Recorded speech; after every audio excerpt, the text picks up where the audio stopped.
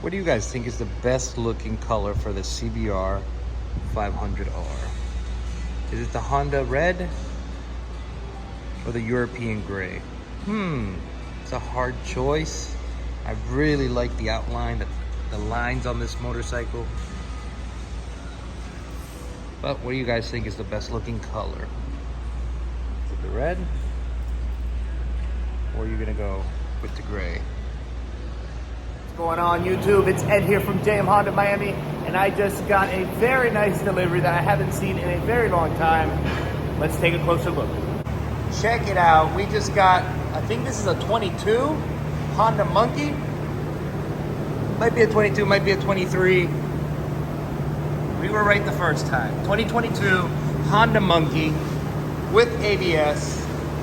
And check it out. We also just got a set of Honda Ruckus. These are the 2023s? No, I'm kidding. This is the 2022s. What am I talking about? 2022. Right there. Honda Ruckus in the box. We just got a nice little delivery today. We'll have these out of the box soon and ready to go home. If you guys are interested, give us a call, shoot me a message.